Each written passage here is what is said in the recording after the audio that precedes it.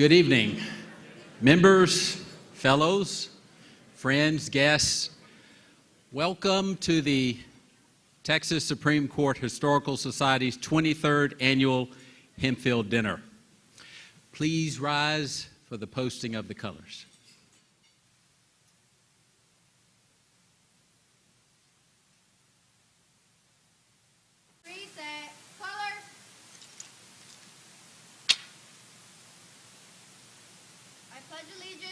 To the flag of the United States of America, and to the republic for which it stands, one nation, under God, indivisible, with liberty and justice for all. Carry colors. Ready, cut. Left face. Forward, march. Let's all thank the Bedichek Middle School Junior Marine Corps Color Guard.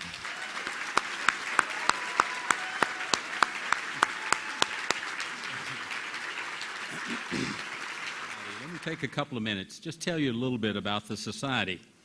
It's a nonpartisan, nonprofit organization, and we gather and preserve the history of the Texas Supreme Court and the appellate courts in this state. Through research and scholarship, the Society educates the public about the judicial branch and its role in the development of Texas. The Society was established on the 150th anniversary of the first session of the Supreme Court of the Republic of Texas back in 1840.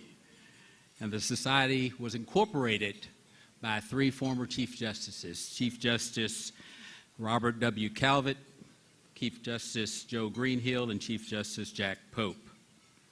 And on behalf of the Texas Supreme Court, the Society is the conservator for the Judicial Portrait Collection. We inventory and maintain the portraits of the justices and sponsor, along with the court, the portrait hanging ceremonies.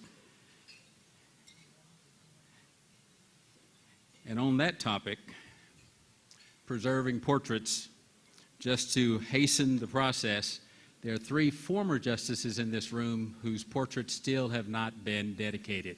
So let's get on with that.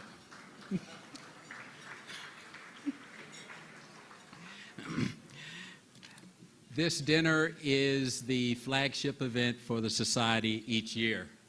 I'm a little bit biased, but this dinner is, I think, the premier attorney dinner in the state, where lawyers from all around the state come in, the cream of the crop in the legal profession, the cream of the crop perhaps in the judiciary. And not only that, but it is a fun and enjoyable, just a warm event. So I always love this event.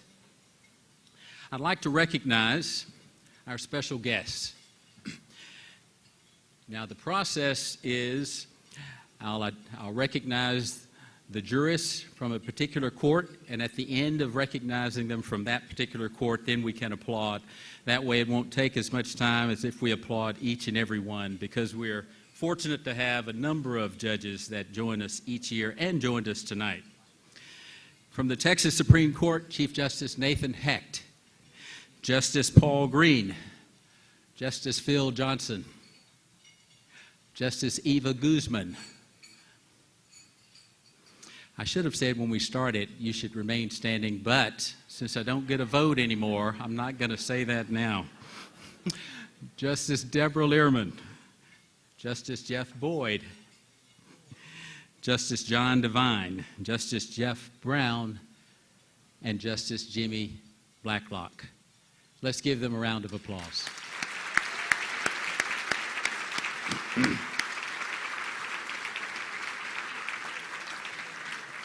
Former members of the Texas Supreme Court, former Chief Justice Tom Phillips, former Chief Justice Wallace Jefferson, former Justice Craig Enoch, former Justice Priscilla Owen, now a judge on the U.S. Court of Appeals for the Fifth Circuit, former Justice Xavier Rodriguez, now a U.S. District Court judge in San Antonio, former Justice Scott Brister. Let's give them a round of applause.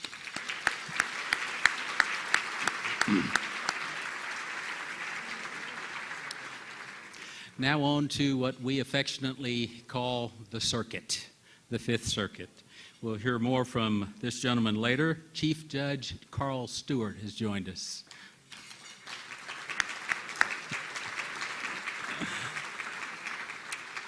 Chief, I knew they were going to violate the rule at some point. Judge Priscilla Owen, Judge Jennifer Walker Elrod, Judge Xavier Rodriguez, Judge Robert Pittman, and perhaps the happiest man in the room, Judge Alan Albright, who was confirmed by the Senate this week. Let's give them all a round of applause.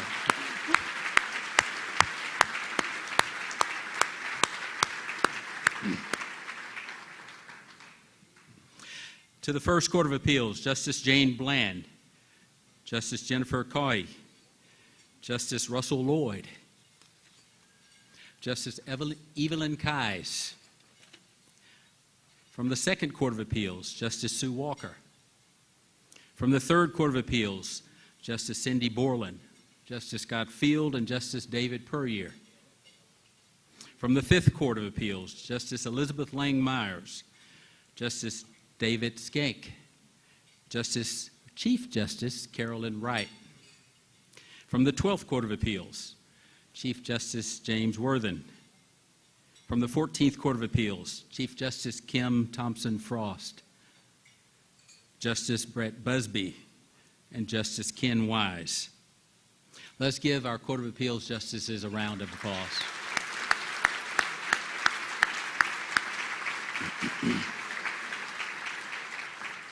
From our district courts, out of Houston, Judge Darrell Moore, and out of Austin, Judge Dustin Howell. Thanks for being here this evening.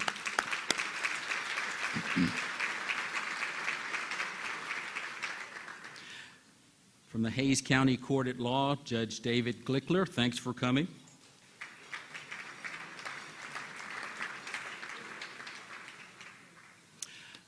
The new General Counsel to Governor Greg Abbott, Jeff Oldham, no relation to Andy Oldham.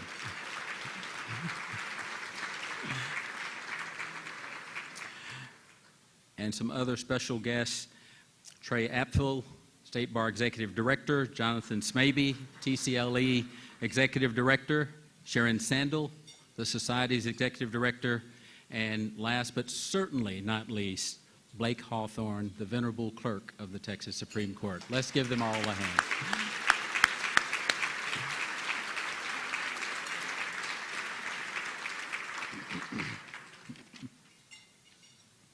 Now I'm going to call on Jonathan Smaby to introduce Chief Justice Hecht for the award of the Chief Justice Jack Pope Professionalism Award. Just got a compliment on my beard from a justice of the Supreme Court, former justice, so it's a good night. The Texas Center for Legal Ethics, which was actually founded by the same three chief justices, we give an award away every year. Actually, we just gave one award, and it's named after the great Chief Justice Jack Pope. And it recognizes an individual who, like Chief Justice Pope, represents the highest standards of professionalism and integrity in our profession, and to someone who has contributed to the substantial betterment of the profession. So, as always, here to present the award to this year's winner is the current Chief Justice, Nathan Hecht.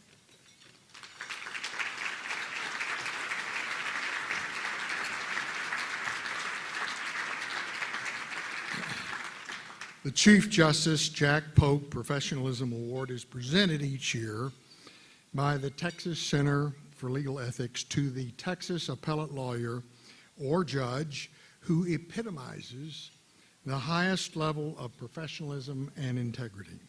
Chief Justice Pope served on the District Court, the Court of Appeals, and for many years on the Supreme Court before he became Chief Justice. He was a friend and mentor to me and an inspiration to all who serve the cause of justice. Chief Justice Pope advocated continuing judicial education at a time when the prevalent judicial view was that a robe was all the education you needed.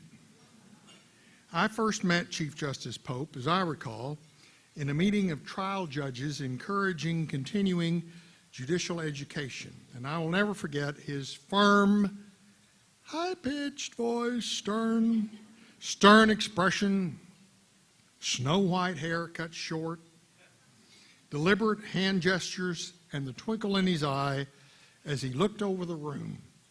Never forget, he said, there is nothing worse than a dumb judge who works hard.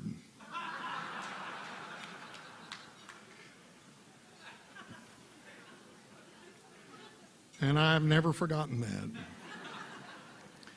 He passed from this life last year, nearing his 104th birthday, and I am hoping that length of life in Texas Chief Justices comes with the job. Tonight, I am delighted to present the Chief Justice Jack Pope Professionalism Award to my friend for many years, David Keltner. David is one of the most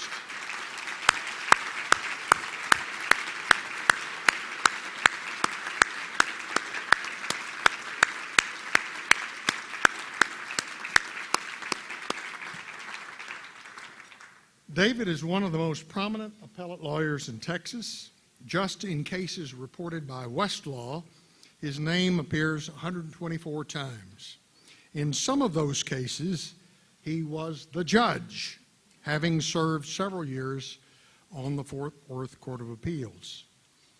David has long been a distinguished leader for the legal profession and counselor to the Third Branch, chair of the Texas Bar Foundation, the State Bar of Texas, its litigation section, College of the State Bar. He was on the State Supreme Court's Advisory Committee for Professionalism that drafted the Texas Lawyers' Creed nearly 30 years ago and has served the court in many other ways since. And for all of those things and many more, David Keltner deserves tonight's award. But the thing that stands out for me that makes David not just deserving, but uniquely deserving of an award bearing Chief Justice Pope's name is his commitment and the commitment shared by Chief Justice Pope to legal and judicial education. David has authored CLE papers, score upon score, and presented them with such constant frequency that when I see a course on trial or appellate law that he's not involved with, I wonder what's wrong. David Keltner, like Chief Justice Pope, has had an extraordinary role, not only in serving and leading our profession, but in teaching and training tens of thousands of lawyers and judges for more than 30 years. David, for your service to the people of Texas as a judge and for your many contributions to the ideals and practice of the legal profession, it is my privilege to present to you the Chief Justice Jack Pope Professionalism Award.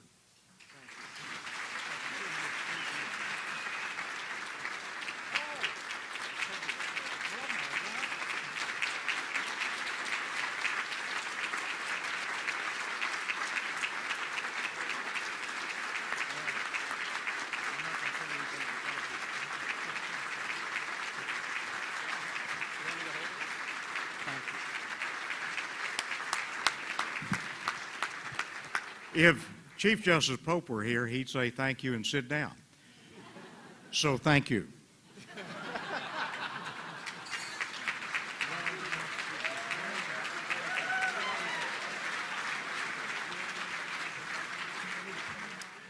For members of the court that have passed on, we have an annual memoriam. Former Justice Craig Enoch is going to present the memoriam for a brother who passed away during the last fiscal year.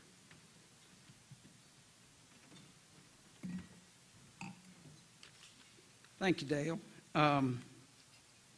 Theodore Zanderson Robertson was born September 28, 1921, died October 13, 2017.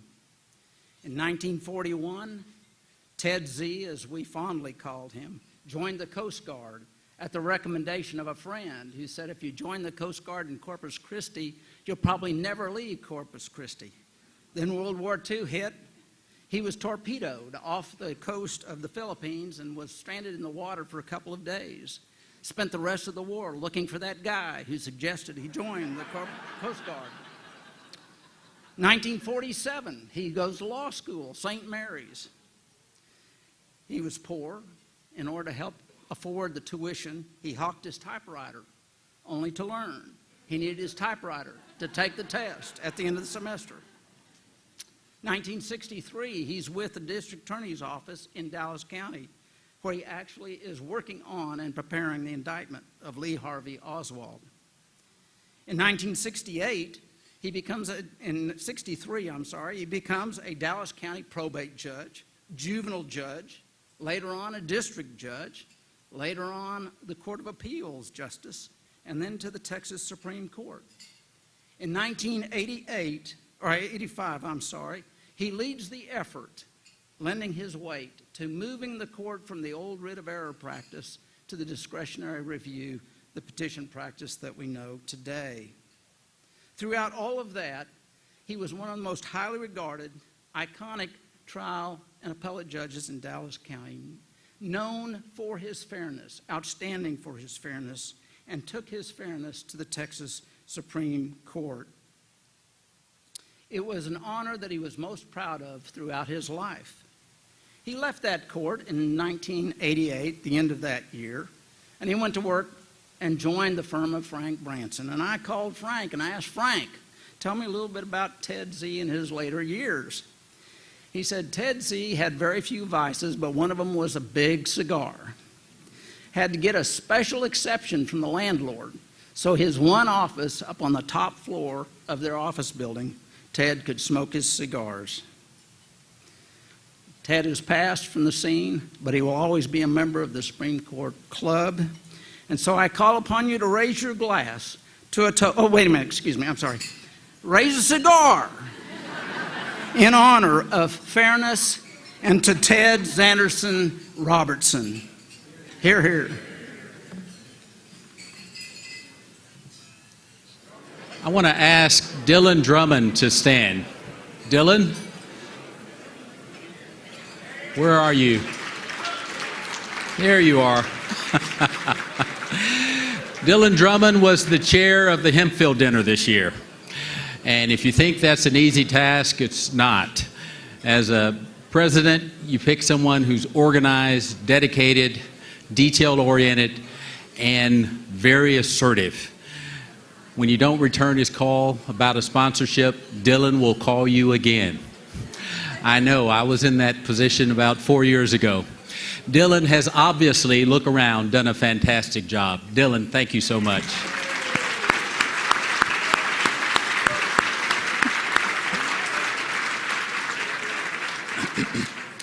And now I'd like to ask David Beck to come up to the podium and update us on the Supreme Court Historical Society's Fellows Program. The secret of a good speech is to have a good beginning, a good ending, and have the two as close together as possible. I'm going to follow that principle this evening. Teaching students about the rule of law is one of the most important things that we as lawyers can do for the next generation. The generosity of your fellows allows the Texas Supreme Court Historical Society to do exactly that. As many of you already know, a major educational project of the fellows is called Taming Texas, a judicial civics program for 7th grade Texas history classes that actually involves our judges and our lawyers going into the classroom to teach those 7th graders. As an integral part of that effort, the Fellows' support has allowed us to produce a series of 3 books. The first book, Taming Texas, How Law and Order Came to the Lone Star State, was published in 2016 and became the centerpiece of this judicial civics effort. This first Taming Texas book covered the evolution of our state's legal system from the colonial era up to today. The second book, published last year and entitled Law in the Texas Frontier, focuses on how life on the open frontier was actually shaped by changing laws. Our third and final book is about to come off the drawing board. The latest book is entitled The Chief Justices of Texas and contains interesting stories about the 27 Chief Justices of the Supreme Court of Texas. The Chief Justices of Texas is intended to educate seventh graders about how the various Chief Justices helped shape the law in Texas, the rule of law in Texas. I'd read the manuscript, and learning about our past Chief Justices was just intriguing. Chief Justice Calvert, his father was a sharecropper in Tennessee. He died when Justice Calvert was 7 years old. His mother brought him and the rest of the family to Texas. She couldn't support them, so she put all of the kids in an orphanage in Corsicana, Texas. And he lived there for 10 years and suffered considerable deprivation and abuse. These are the type of stories that you'll learn about the Chief Justices of Texas, and the seventh graders will learn. We'd like to thank Chief Justice Hecht, who is currently writing the foreword for the book, and he actually did the foreword in the first two books as well. So Chief Justice Hecht, thank you so very much for doing that.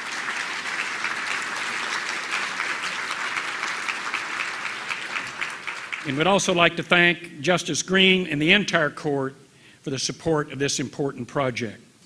Jim Haley, the author of the Society's history book on the court, has written these books along with Marilyn Duncan, who's here tonight. And I want to tell you there's a free electronic copy of this book is on the Society's website, so help yourself. One last point. We have partnered with the Houston Bar Association to take this Taming Texas project across the Houston area. In the last 3 school years, Houston Bar Association volunteers have taught the program to nearly 20,000 seventh graders. And under the leadership of Ken Wise, the Houston Bar Association is implementing Taming Texas in Houston again this year. And we're also glad to report that our Taming Texas project is going beyond Houston. For the first time, the Dallas Bar Association will be teaching Taming Texas this fall. We plan to expand the program to other cities in the near future. So let me conclude by asking the fellows who are here tonight to please stand so that we can all thank you for allowing us to do this very important project to teach the rule of law. Please stand.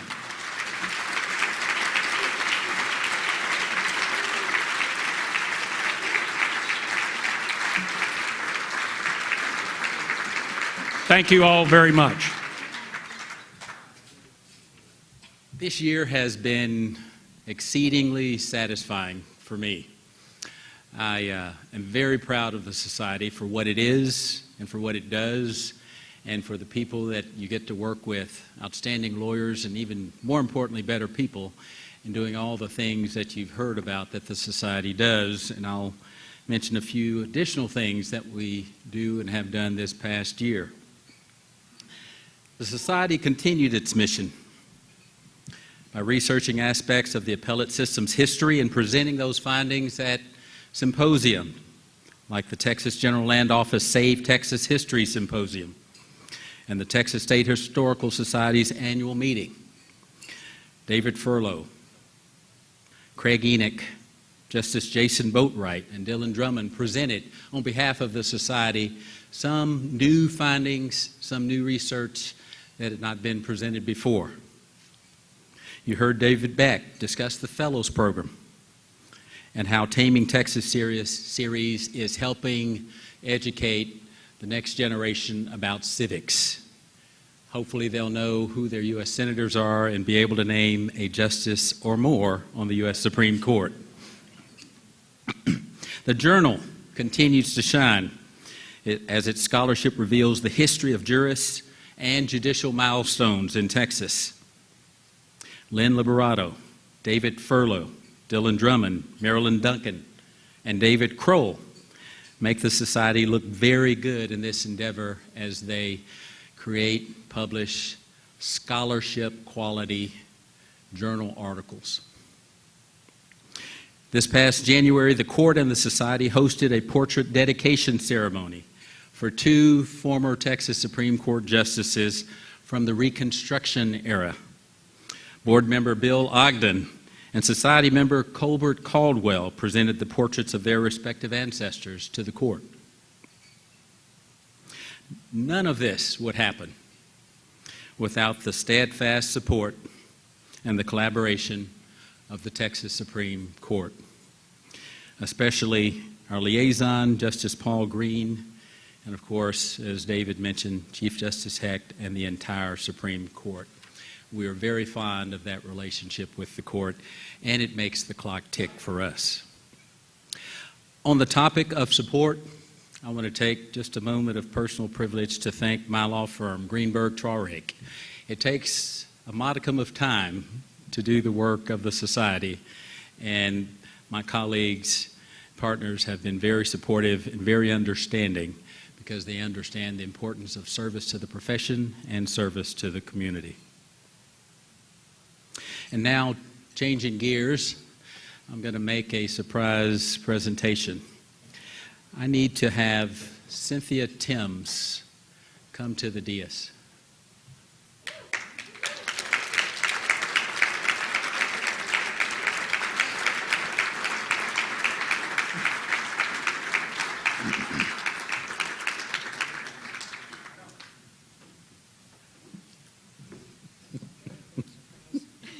She says it's a very big surprise. Well, I'm not through. You have to listen to me talk about you for a couple of minutes. I'm very worried. Cynthia served as treasurer of the society during the last year and serves as vice president during this calendar year. Now serving in those roles, of course, makes you a very active member because you're in a very active organization. And serving in those roles indicates and shows Cynthia's dedication and her hard work on behalf of the society's mission. There are also several hallmarks that are part of Cynthia that anybody who knows her can list right now. In fact, the members of her table are grinning. They're probably going to mouth them as I talk about them. She's organized and detail-oriented. Did I say detail-oriented? She's timely and thorough. Things that you need from a treasurer. You need to know what's going on with your finances. Importantly, perhaps even more importantly, all the officers, board members, and members of the society have enjoyed working with Cynthia. She's enjoyable to work with. She's courteous and pleasant, sharp-witted, sharp-minded, and gets things done. I mentioned a few minutes ago some highlights of this past year, but I left one out on purpose. Our March board meeting in Dallas. It had some special touches added.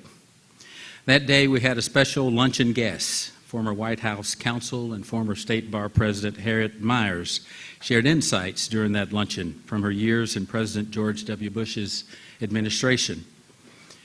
And then Harriet led a tour for the board of the George Bush Presidential Library and Museum on SMU's campus. When I mentioned the idea to Cynthia, she sprang into action.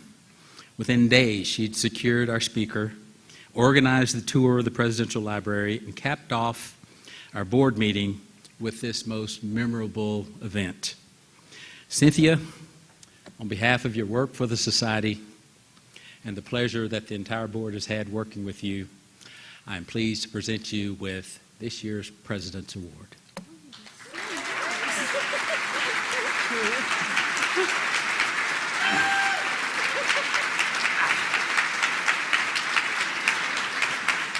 I don't know if you want to open it and open it later.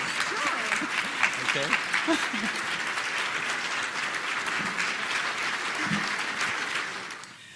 And now on to what you've all been waiting for. I'm going to introduce Judge Jennifer Elrod. Please join me on the dais here. Judge Elrod is a judge on, as I said, we affectionately call the circuit, our circuit. Before that, she was a state district court judge. We actually ran for election during the same year in 2002, so our paths crossed on many occasions. She's a member of our board. She comes to our board meetings when they're in Austin. She comes to our board meetings when they're in Dallas. She's very active. She's kind of set the example for a jurist's participation in an organization, and she's a pleasure to work with. And she's going to introduce our keynote speaker.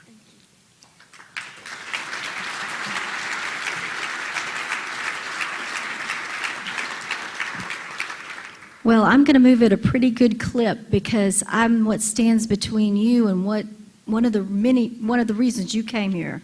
So I have the distinct pleasure of introducing our keynote speaker, Chief Judge Carl Stewart. I know him and call him Chief, and he is chief in many ways.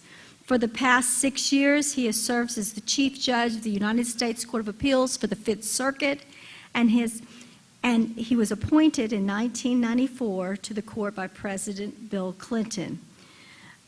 The other chief, Chief Justice Roberts, has appointed Chief Judge Stewart to the Executive Committee of the Judicial Conference of the United States after he previously served as the chair or the chief of the Advisory Committee on Rules.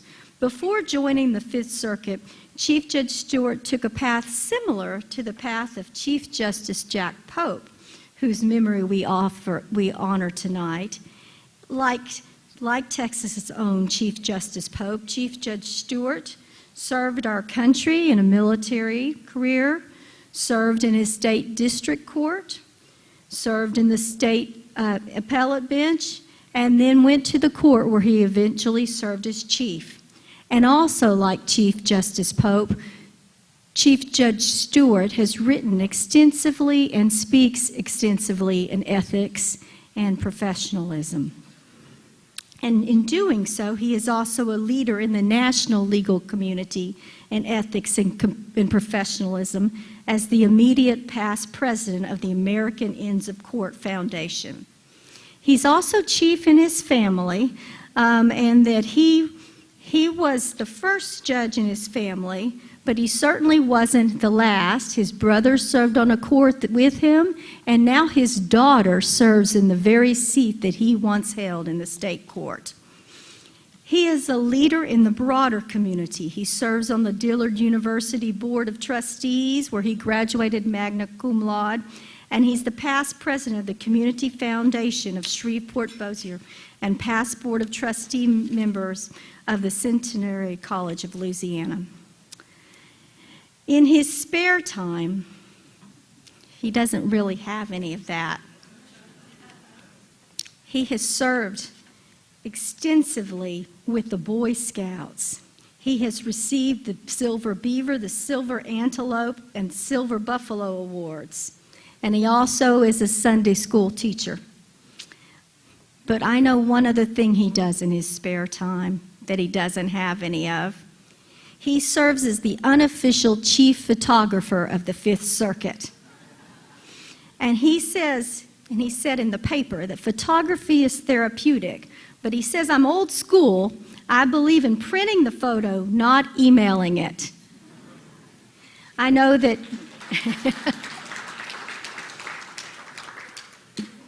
Judge Owen and I have received a number of these wonderful photographs in the mail with handwritten notes through the years, and we treasure them.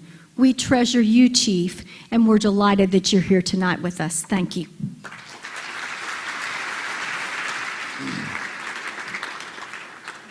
Thank you.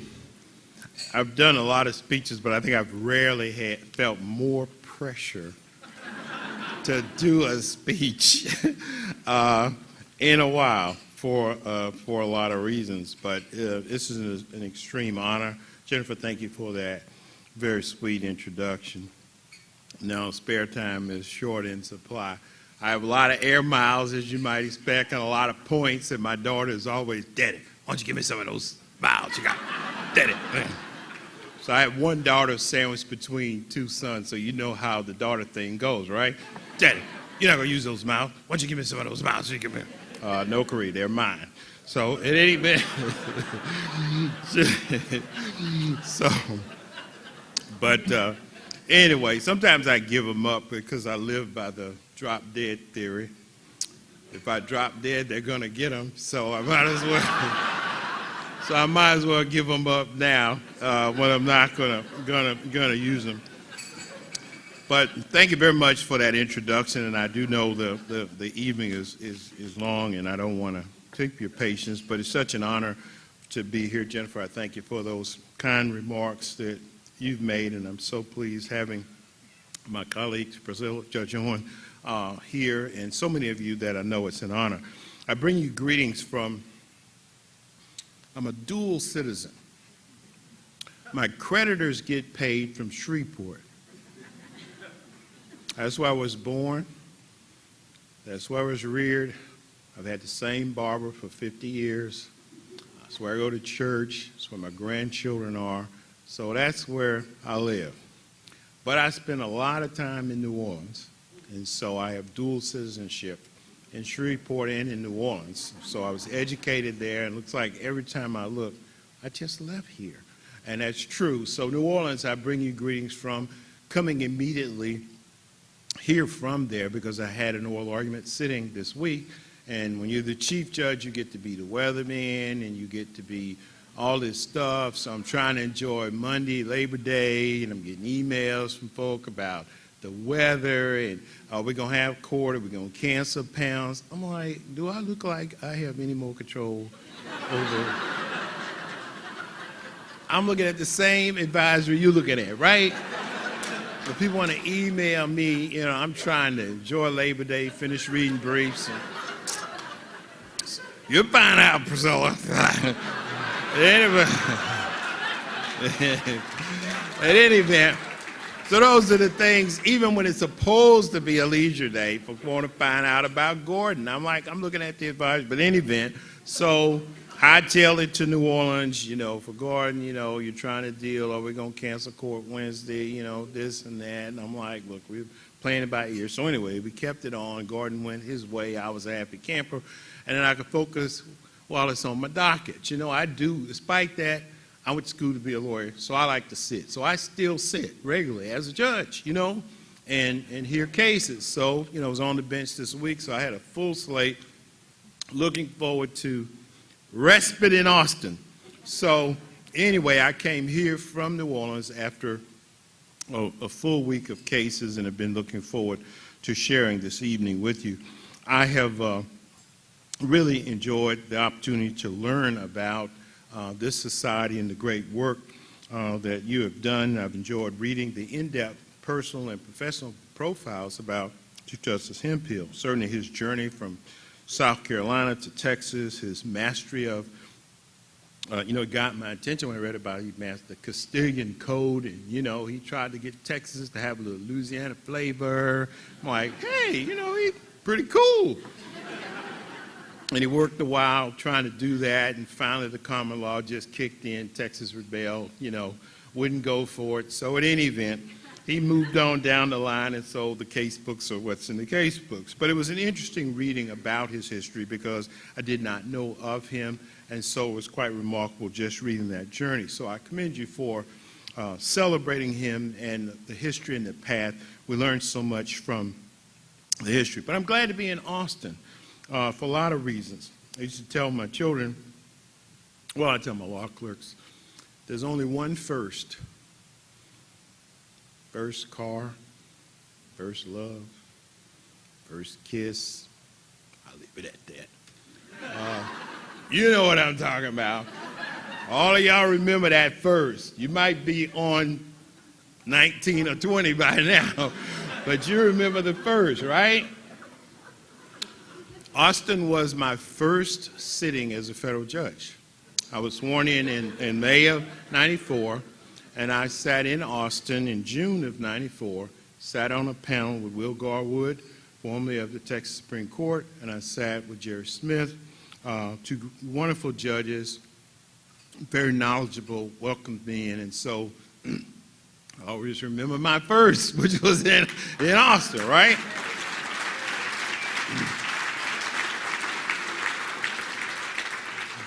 The other reason that I remember it, because soon after I had been confirmed by the Senate, I got a call from this wonderful gentleman named Sam D. Johnson.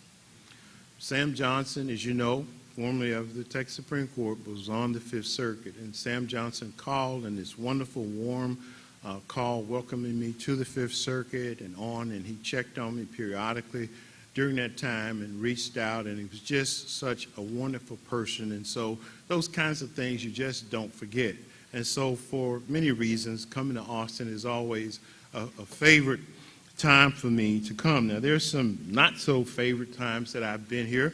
Back in 2005, you may not remember, we had a hurricane called Rita. It was a Cat 5, and it drove us out of New Orleans. And so my panel moved here to Austin. We were in the Thornberry building, but we had a full set of cases when that hurricane hit. It was one of the most destructive hurricanes that we've had. But we were in Austin, and then 3 years later, when Hurricane Gustav came, it was a Cat 2 and died out in the Gulf. I came to Austin with my panel because Austin was always very comfortable. The hospitality at the Thornberry building was easy. As you well know, most of our customers come from Texas. So having us sitting in Austin is not all that bad. The lawyers can drive, they can get here, etc. So Austin has fit into the pattern of being here quite a lot for that. And then I should say there's some other events, but I have to say that we had our, I think the first Fifth Circuit Judicial Conference I ever attended.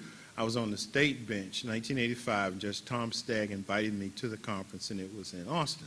And that was my first of that time. The conference had not been here since 2004, so I really, really, really wanted to have a conference in Austin before I left as Chief Judge. And so we finally, y'all have all these wonderful hotels here, but none of their dates would line up. And when you're trying to do this thing, you got to coordinate with the Supreme Court Justice and ALI meetings and all these other things to get it to harmonize. And said, well, Texas is just not going to be in the drill. But finally, it hit right, and we were able to book Austin. And so this past May, we were here in Austin, had a wonderful time. We had all kinds of guests. I have notes of people who said, oh, I hadn't been to Austin in years. You know, I had a great time here. And they told me about some honky-tonk places they found and Willie Nelson's places they found. And I said, well, did you come to the conference?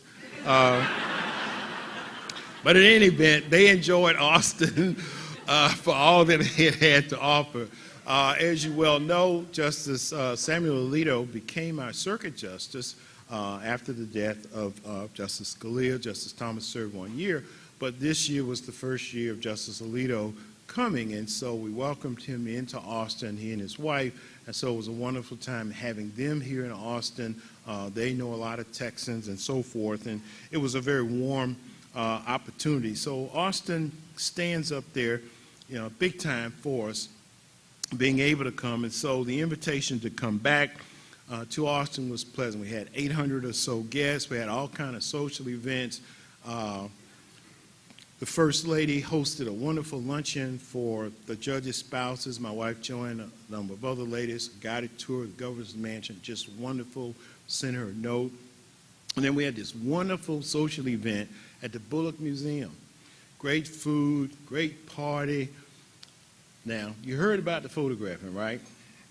The conference photographer works for me.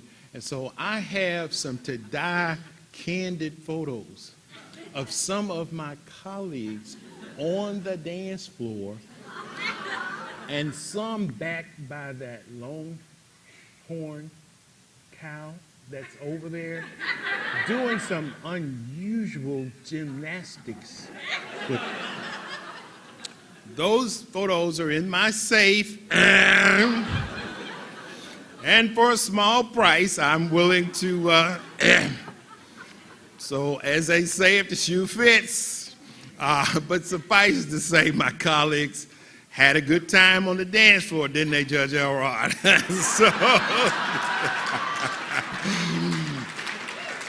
So anyway, she was kind to me in the introduction, so I'm going to let go on that one, all right?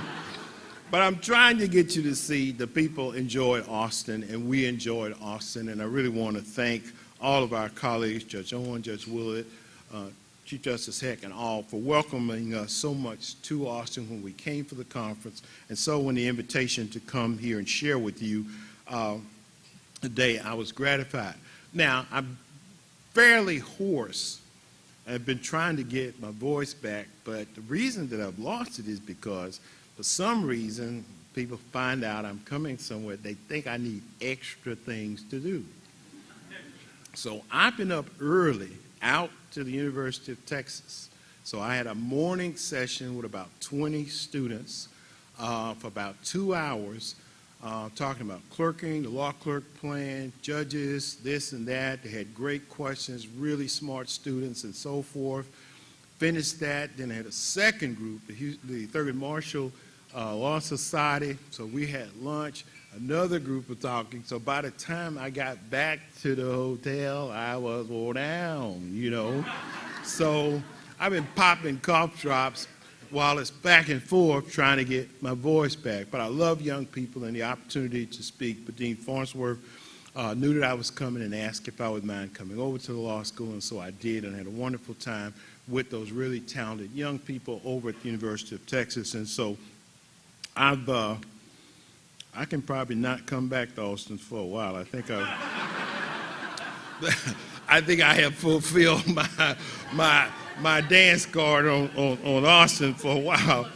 But I'm thankful to Dean Farnsworth and to Kathleen Overly, seriously, for setting it up. Her lovely young people. And I really had a great time. Wonderful questions, great talent, and it really was a remarkable time over there. So thank you so much for that. But I have to take a moment to thank Justice Wainwright for extending this very warm invitation for me to serve as guest speaker tonight.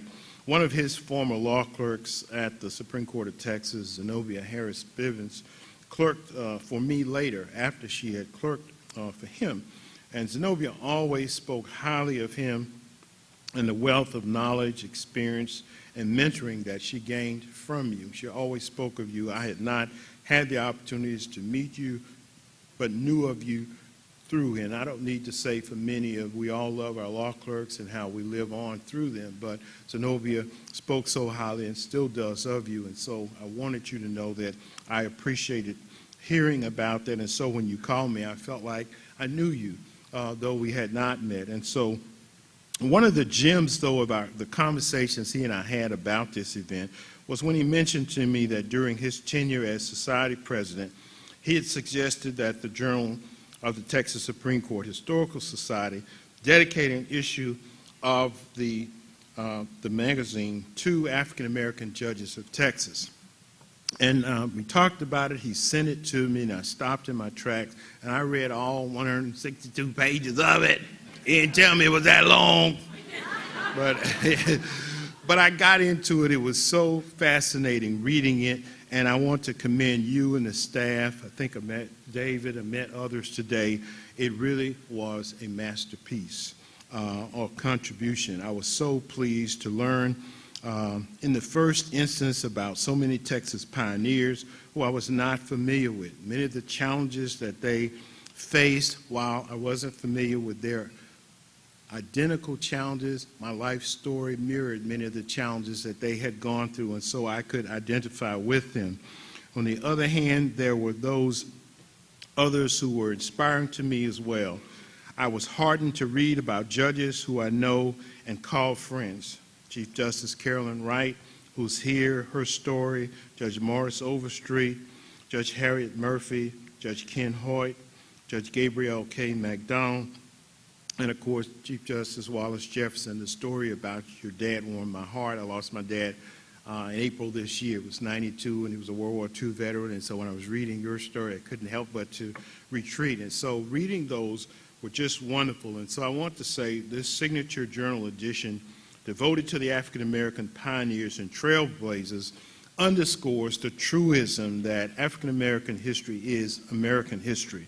The life stories shared in that issue will not only inspire lawyers and judges throughout the Texas bar, but it will also serve as a catalyst for broader, deeper research and preservation of valued artifacts and records about heroes known and unknown. And so I commend Justice Wainwright and the society, and particularly for the staff, for really putting together a masterpiece. Well done.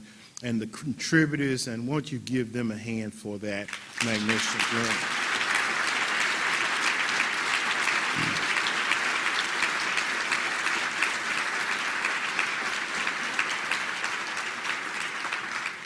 Focusing on those, the Society's overall mission of researching and preserving historical information about your justices reminded me of a couple of things related to our court. First of all, our circuit librarian and our archivists do a wonderful job of cataloging photos and writings and other memorabilia about the many judges of the Fifth Circuit.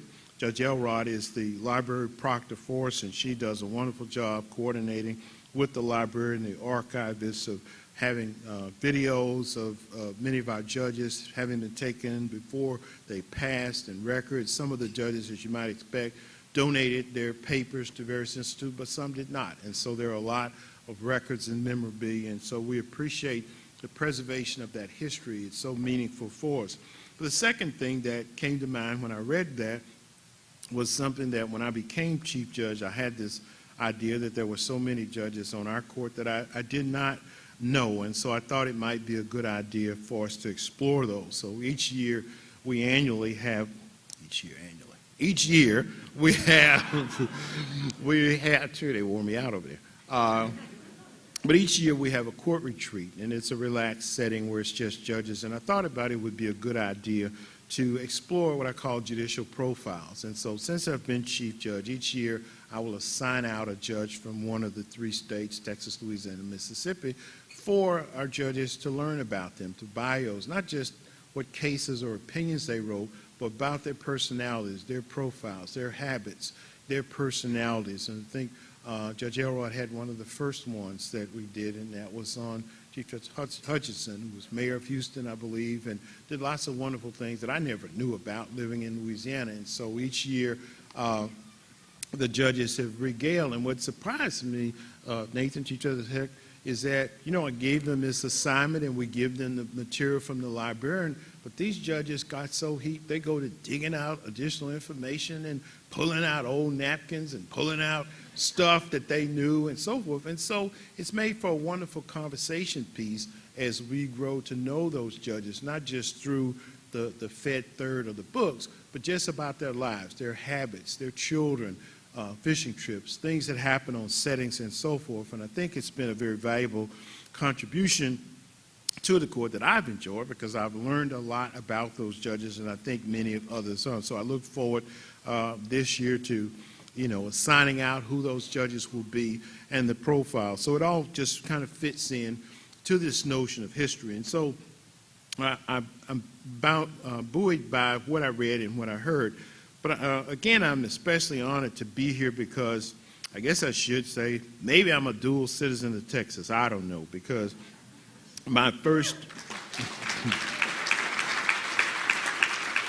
well, I live in Shreveport, which is actually, I live 18 miles from the Texas line, so I'm almost over the mark. We actually have more in common with Texas than we do New Orleans. We're above sea level. We don't flood. We fish. We have trees. So I come from a petroleum drilling area where oil and gas is what we have up there. So actually, there's a lot of it. We have Travis Street and Crockett Street in Houston and all that, as Judge Smith. So, there's a lot going on there. But I'm especially honored because really, shortly after passing the Louisiana bar, my first job was as a quasi-Texas lawyer, because I was drafted out of law school, and the way that I didn't go immediately into the service is that I got delayed because I had been the battalion commander of my junior ROTC unit. I was able to get into a special program that the Army offered that allowed me to be an ROTC when I was in law school. So I did one summer at Fort Knox, Kentucky, one summer at Fort Riley, Kansas. And so my years of law school, I went to school with an Army uniform on. And so I had a little pressure to pass the bar exam because Uncle Sam had a job for me. So I went immediately to the Army. So my first job as a lawyer was as a JAG officer at Fort Sam Houston. And so I was there for 3 years doing legal assistance and doing criminal defense. But if you know anything about Fort Sam Houston, you know, there are a lot of brass-heavy lawyers there. It's not a regular troop base, so there's not a lot of criminal work. So I did a lot of legal assistance work because there are a lot of full-bird colonels, a lot of people who feel quite entitled. They want an 80-page trust because it's free, you know what I mean? And I'm like, look, I took the Louisiana bar. I don't know nothing about Texas trust, but in any event, you know, they come in the door and, you know, they want to leave the papers, don't even want to sit for an interview, you know, leave them. When can I come back and get it? You know, all this kind of stuff. You're like, really? So at any event, I did a lot of legal assistance, so I just barely got, you know, finished the Louisiana bar, so here I am trying to learn Texas law, right? But I figured out Louisiana had an olographic will. Texas had a holographic will. So I'm in like Flint, right? So I'm going to be able to do this deal. So I had a baptism, literally, in having to learn Texas law to be able to give legal advice to the service people who were there and service and so forth. And so it was quite an immersion into it. But one of the duties that fell to me is that, as you may know, Brooke Army Medical Center was then, probably still is, the preeminent burn center in the country, if not the world.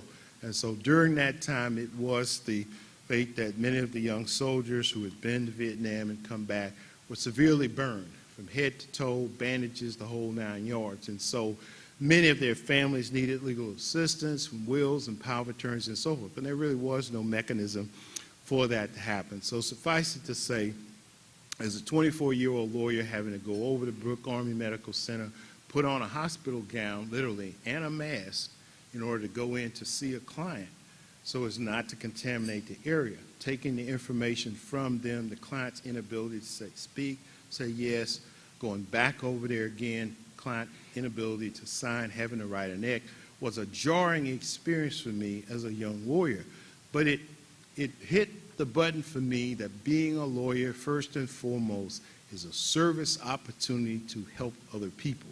And so within assisting burn patients and their families, it was at that point, I really knew that public service and serving others was really the grist for me. And so the experience there at Fort Sam Houston, those 3 years, was memorable for me for those reasons, and I shall never forget that.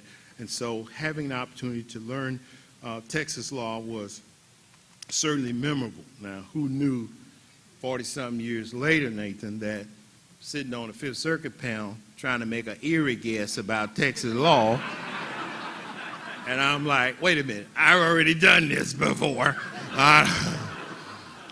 So I'm hoping that I'm sitting with Judge Owen and Judge Elrod, and I'm the lone Louisiana judge, and they're going to figure out what these clauses in this CGL policy mean, okay, that the Texas Supreme Court has never ruled on. And I'm like, how could they not have ruled on this? In any event, let me go back to my script. But it is to say, who knew that I would still be trying to figure out. So the JAG experience was wonderful because I'm not afraid of Texas law. I try to learn it as best I can, but I'm grateful for the opportunities that I had as a young lawyer, both at Fort Sam Houston and being an Army lawyer. Since then, in my tenure as Chief Judge, I've had many opportunities to travel throughout the Fifth Circuit with judicial conferences all over the circuit in Fort Worth and San Antonio and Houston and Grapevine, and this year, as I mentioned, in Austin. But I also had a chance to travel throughout at the various law schools, University of North Texas, Dallas, at SMU, Texas Tech, South Texas College, Thurgood Marshall, St. Mary's. I've been to all those schools and spoken to groups and students and so forth, as well as be on programs and activities that many of them have when I think that I can be of help. Our circuit is very proud of the fact that we do sit outside of New Orleans. Now, this week we had 5 panels sitting, so we had panels sitting in Houston, and we have a courtroom there, and we've sat there, and we even sat there during hurricanes, but we sit at law schools outside. Some circuits only sit, wherever their headquarters is. But in 2016, we had a panel sit at Texas Tech in Lubbock. And every other year, I think we have a panel that sits at Ole Miss. This year in March, I was on a panel with Judge Haynes and Judge Willett. His first sitting as a Fifth Circuit judge was at SMU, Dedman School of Law. We had a wonderful sitting there and in Fort Worth for that opportunity. And it does give us a chance to interact with students, with lawyers in the community, and so forth to do it. And the Fifth Circuit has been doing that, and I'm pretty sure we'll continue to do that. One of the proudest moments that I had as Chief Judge during my first year, the judges in El Paso. Anybody in here from El Paso? Oh, we got one, all right. long weekend, right? But one of the first things that happened, the judges from El Paso said, Judge, you know, in the 100 and whatever history of the circuit, the court has never sat in El Paso. It's way out here. Nobody will come, yada, yada. We're part of the circuit, da, da, da, da, da, and like that. And he said, well, can you do that as a chief? I said, I don't know. I've only been chief judge a few days. I don't know what I can do or not do. So I said, well, if it's doable, we'll do it, right? So we saddled up the horse, Judge King and Judge Prado, and we went to El Paso, and we had a regular sitting, 4 days out there, regular docket. No gerrymandered docket in El Paso. Well, what I mean by that is we didn't just pick a handful of Texas cases, you know, just to have it. It was a regular mix of cases that we heard. But it was one of the most wonderful experiences I've had professionally as a judge. The reception we received from the bar associations out there, from all the judges, the hearings that we had, and most particularly from the staff judge advocate at Fort Bliss and the lawyers out at Fort Bliss, who really appreciated the court being there and coming. And it was a very rewarding experience that we had in El Paso, recognizing that it's not something that can be done often, but I want to say great friends made there in El Paso. As you know, this year at the Fifth Circuit Judicial Conference, we recognized Judge Briones. The conference was dedicated to him from El Paso, and in later years I went out in another capacity and we chartered an American Ends of Court in El Paso, first time ever, and it's a platinum in, high performing, all because we discovered it at the edge of Texas out there. So I'm thankful to all of you.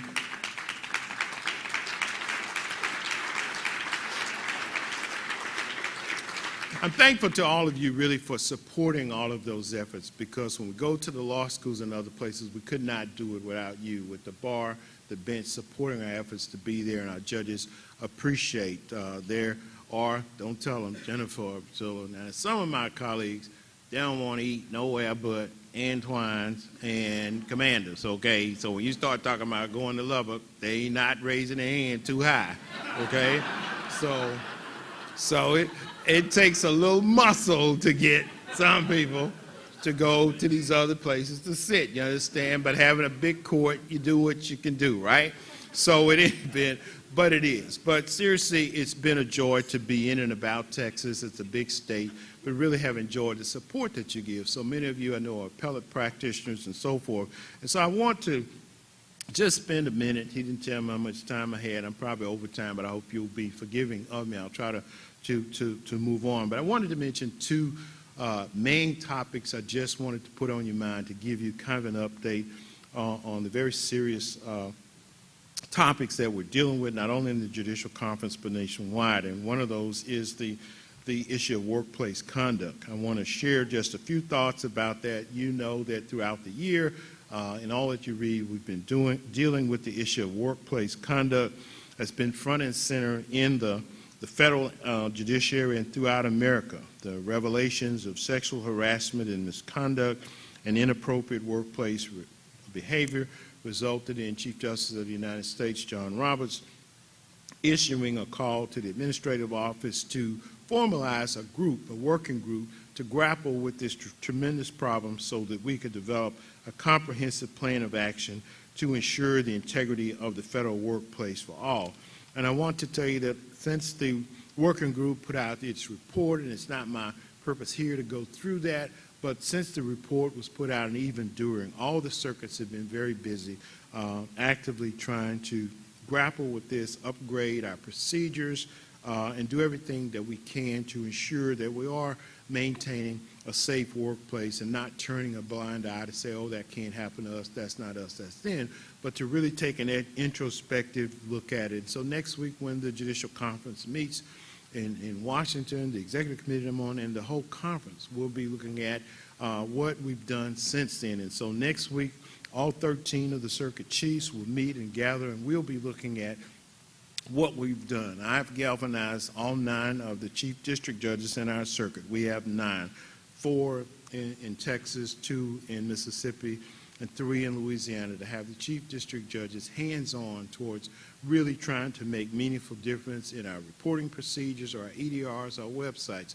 confidentiality, everything it takes in order to have and guarantee, not just say, but guarantee a safe workplace within that arena. And I'm pleased to see the energy that has gone on between all of our district judges to do this, not as something, oh, we've done now, we can sit down and do that, but to let you know it's an ongoing mechanism. When people leave employment, taking exit interviews to find out that it is a safe place, because this is what we're dedicated to do. And we recognize that the state courts, the state center of courts, Chief Justice Heck, and the Conference of Chief Judges, all of us are very concerned about this issue. And so we're partnering and looking to see what the state courts are doing. It's not a Fed thing, state thing, but to see how we can put together the best ideas to ensure a safe workplace. So we'll be looking at that issue and ongoing, trying to make sure that we're doing everything that we can to be proactive about it. And one of the things that we particularly looked at is that we had gaps. Some things that did not cover interns, some things that didn't cover externs, some things that may not have covered somebody in pre-child services. We're looking at law clerks, so we're looking, trying to see how we can fasten it so everybody is covered and protected, and people will be respected in the workplace. The second initiative that I wanted to just give you a notion, and that is the report of the committee that has been studying the Criminal Justice Act. I know most of you are appellate lawyers, and it may not affect you, but you may have people in your firms that are Criminal Justice Act appointment attorneys. All 3 of our states are death penalty states, Texas, Louisiana, and Mississippi.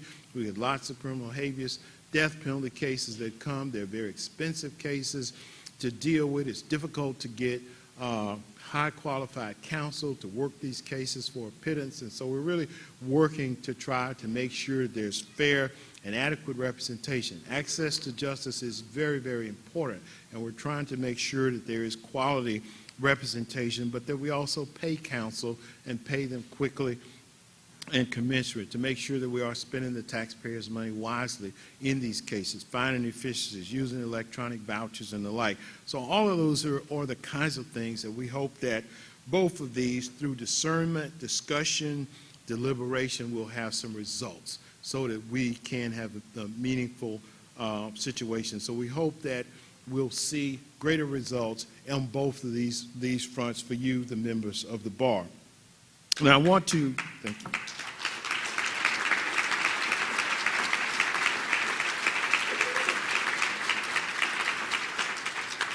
Thank you. And I want to wind my remarks up by saluting the Justice Jack Pope Professionalism Award.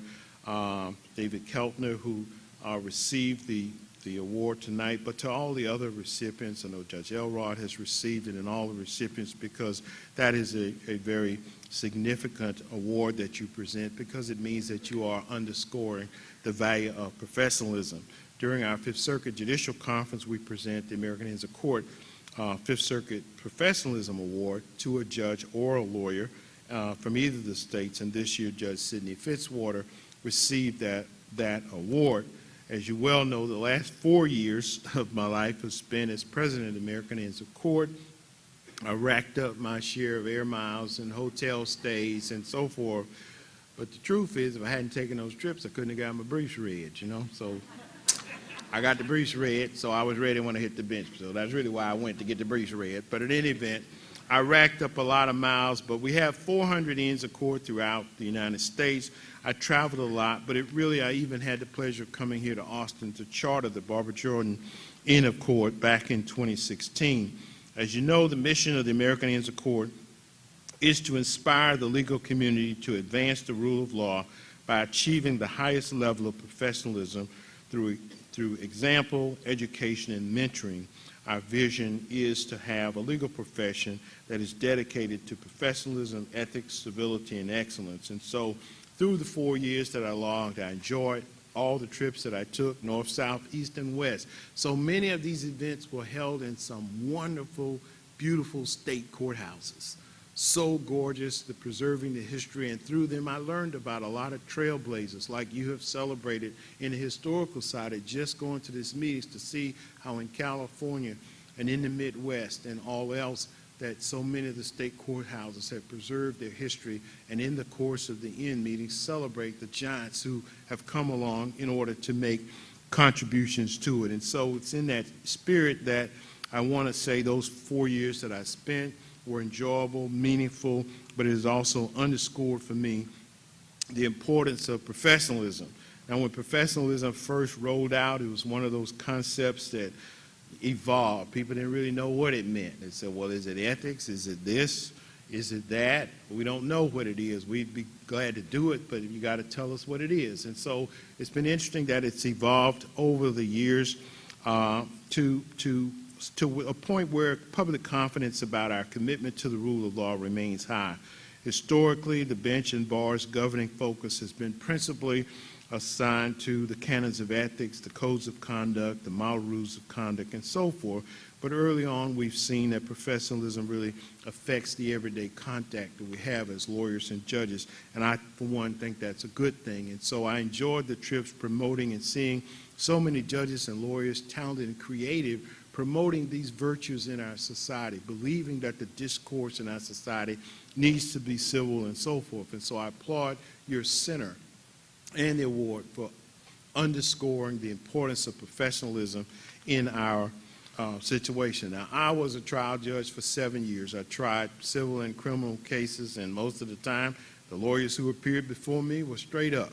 But I had some cases where the lawyers wasn't straight up. They believed in pounding the table, knocking the chart over, screaming in front of the jury, and doing a lot of that other stuff. That is not what we believe in. And my heart always goes out to the trial judge because the record always, the paper record doesn't always show what really happened down below. And so this was the kind of extemporaneous conduct that would go on that caused Chief Justice Berger to begin the movement. And so I want to applaud and hope that we continue to have a groundswell and where we underscore that the rule is professionalism, civility, courtesy, and so on and so forth, and that we do that, and I want to partner with you. And so I want to say, it's my understanding that one of the highlights of tonight's annual dinner is that it's a catalyst for lawyers from El Paso and throughout to break bread together, as I saw you do, to share stories, rekindle relationships, have some good laughs, and generally enjoy your company with each other. I have no doubt that many of you will return to your homes and offices exhilarated by the time that you spent commiserating with people you haven't seen in a while, maybe not have seen since last year or whatever, but really feel that the time spent was here. And despite the complex issues that we deal with and will deal in Washington, I've always believed life really is about relationships. So many of the things that we counter really bear upon relationships. And so please allow me to illustrate my point with the apt citation to controlling authority. Now, I'm an old school person that still reads the newspaper, still take it in front of my house, even though it's often wet and curled up. But there are only 3 parts of the paper that I really want to read in this order. I read the obituaries, the comics, and the sports. The rest of the paper is worthless. But I read the comics. And so one of my favorites growing up is Dennis the Menace. And so those of you, I know some of y'all read the comics, right? Yeah. All right. One of my favorites was Dennis the Menace. And you know Margaret and Dennis never grow old, right? And Margaret is the nemesis of Dennis from just like he is, for Mr. Wilson, right? And so Margaret is chasing Dennis, and she says, "You-hoo," and he says, "Boo-hoo." And so Margaret says, "Dennis, do you even know what social media is?" And he says, I do. It's a new TV channel. And she says, no, it's a great way to interact with people on the computer. Like Twitter, he says, that's for the birds. She says, and Facebook, more great reading, he says. And she says, and Pinterest and Instagram. He says, Margaret, now you're just making up stuff. He says, oh, no, I'm not. It's a real lifestyle. He says, and then she asked him, Dennis, what social media do you think is the best way to make friends? And then Dennis points and says, the playground.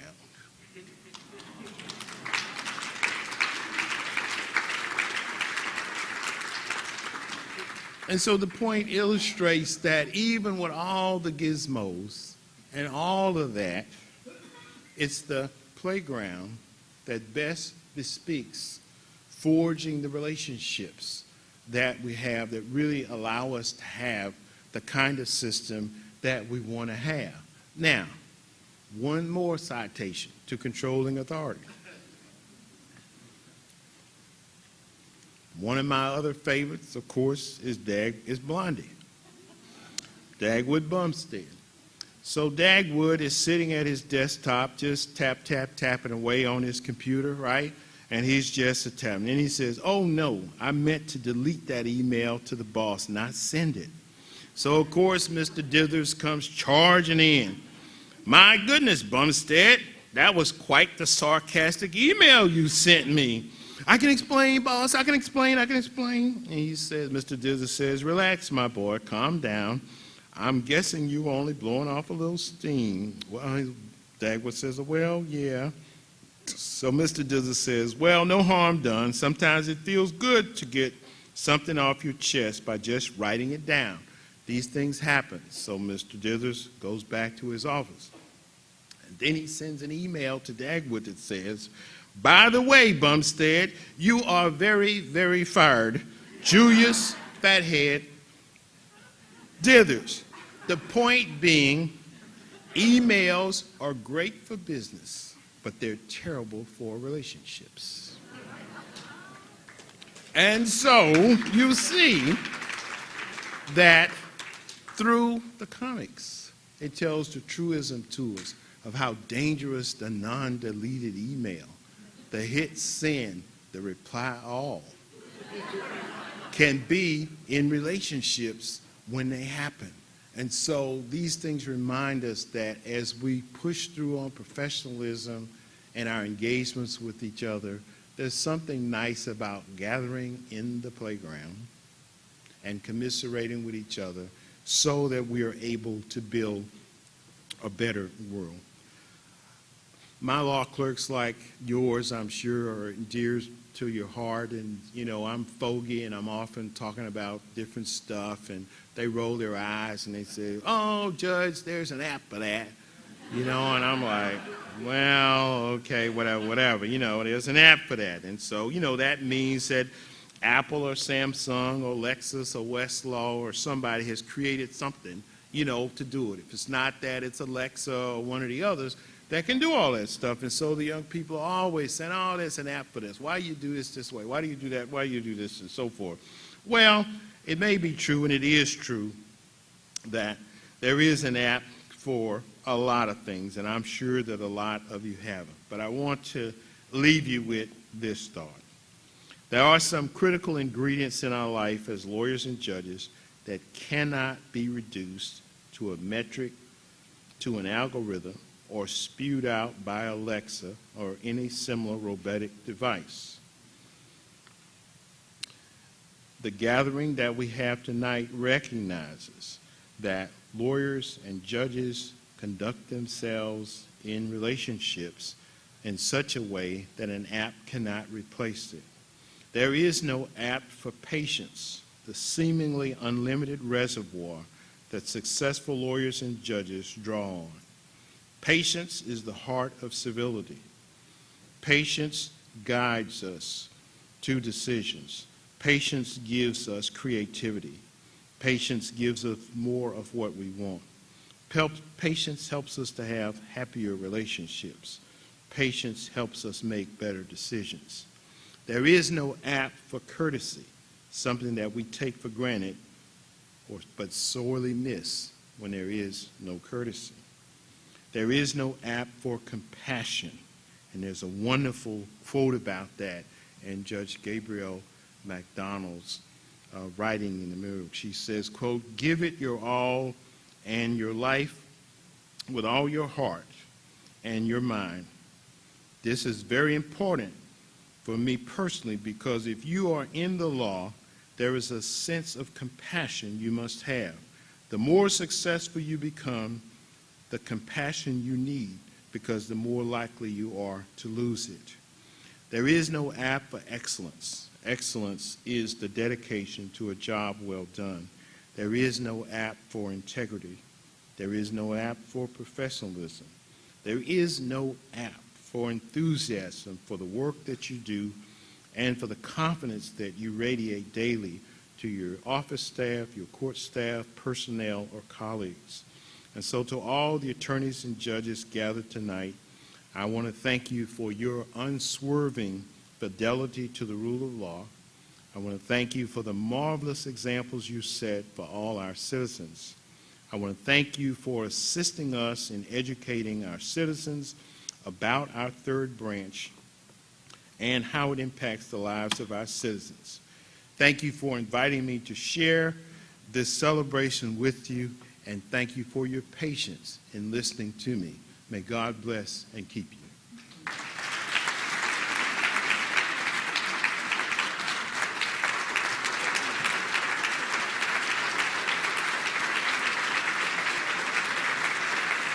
Chief Judge Stewart, you have confirmed that you are a great choice to be our keynote speaker. Your professional accomplishments,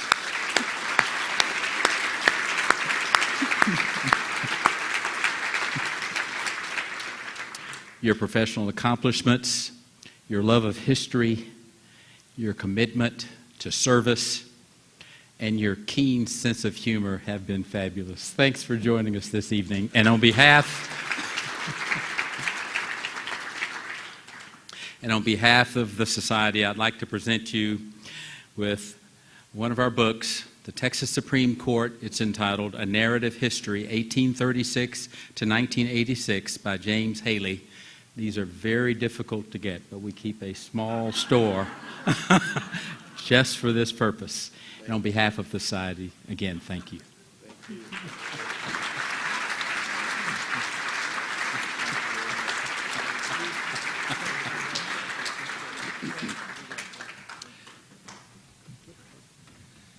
Chief Judge, I would mention to you that the justices on the court, the current justice on the court, have signed that volume for you.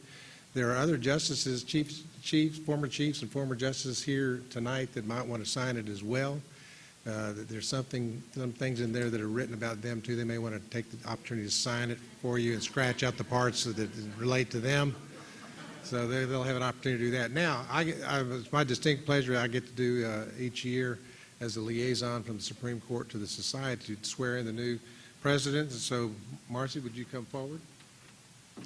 Would you raise your right hand, please, and repeat after me? Where's the James Haley book? Let me have to put on my glasses now. Thank you. I, Marcy Hogan Greer, do solemnly swear I, Marcy Hogan Greer, do solemnly swear that I will administer the office that I will administer the office of President of the Texas Supreme Court Historical Society of President of the Texas Supreme Court Historical Society to the best of my ability. to the best of my ability. I pledge to faithfully discharge my duties I pledge to faithfully discharge my duties to the Historical Society and to the court, to the Historical Society and the court, to conserve for posterity the lives and work to conserve for posterity the lives and work of the appellate courts of Texas. of the appellate courts of Texas. So help me God. So help me God. Congratulations, President Greer.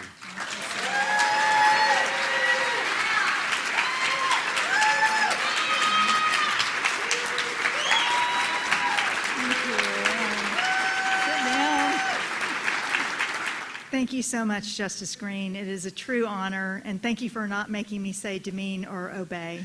I appreciate that very much. It is a real privilege to be here tonight, and to follow after Chief Judge Stewart is enormous. And as far as, I don't know what authority I have, I just took the office, but to the extent I have it, you are welcome to our playground any day of the week. We really appreciate your remarks and your spending the time with us tonight. I'd like to acknowledge the officers of the society. Dylan Drummond, our president-elect, who has put together this wonderful event. Congratulations, and can't wait to hand this over to you next year. Cynthia Timms, our vice president, has already been recognized for her incredible contribution. Cynthia, where'd you go? There you go. Acknowledge her again for her incredible commitment. Bill Ogden, the treasurer. Really look, there we go. I really have a rock star cast here. It's amazing. Tom Leatherberry, the secretary. And the man sitting with the immediate past president smile on his face, the Honorable Dale Wainwright. I am very honored to follow in your shoes. Thank you. We have an incredible board of trustees. Would everybody who's a trustee please stand and be recognized at this point? Come on. Stand.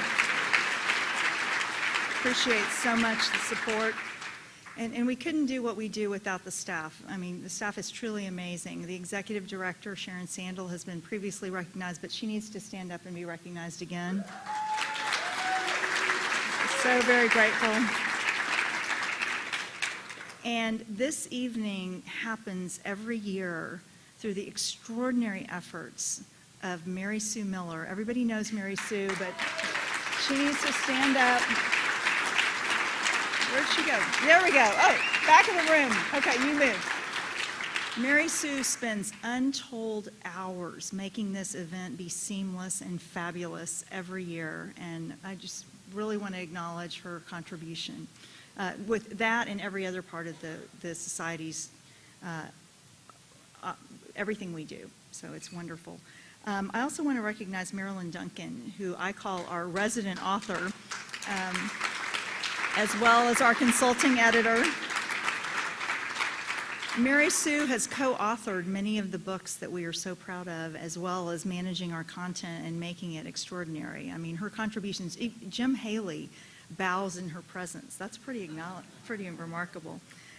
So thank you all so much. I also want to acknowledge the role of the State Bar of Texas and the partnership that we have. I mean, Justice Wainwright has talked about the partnership with the court, which is critically important. But we also do a lot with the State Bar of Texas, especially the appellate section. And tonight we are very, very honored to have the chair of the board of the State Bar of Texas, Laura Gibson. Laura, where are you? There's this big light. Thank you for being here. And also we are honored to have Randy Sorrells, the president-elect. Everybody's under that light. Okay. Thank you. And yesterday, we elected as our new chair of the State Bar Appellate Section, the Honorable Brett Busby.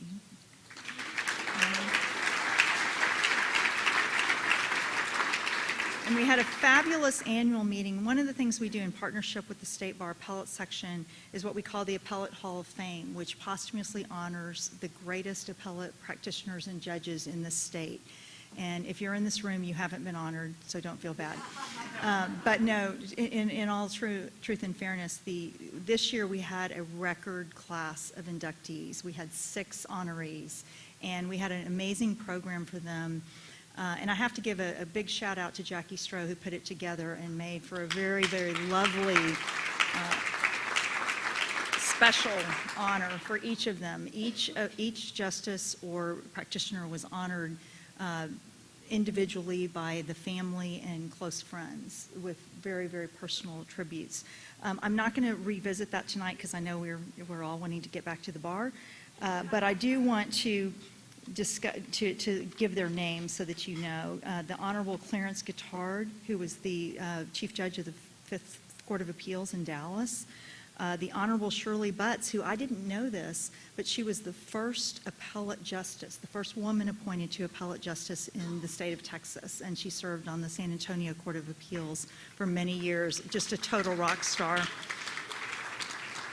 The Honorable Carlos Cadena, who also was the Chief Judge of the San Antonio Fourth Court of Appeals, and the Honorable Adele Hedges, whom we all know and love, the Chief Judge of the 14th Court of Appeals, whom we dearly miss.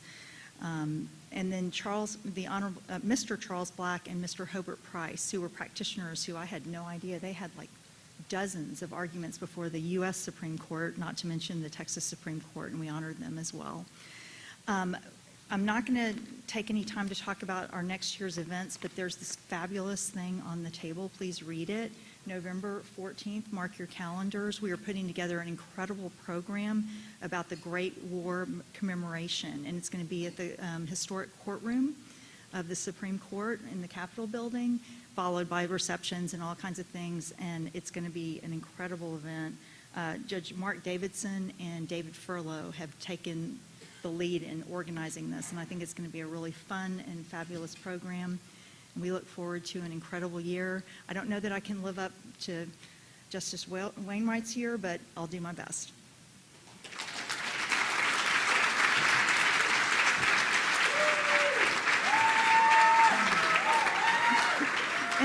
And I think I'm supposed to officially adjourn the event and dismiss you all or something like that. So have fun.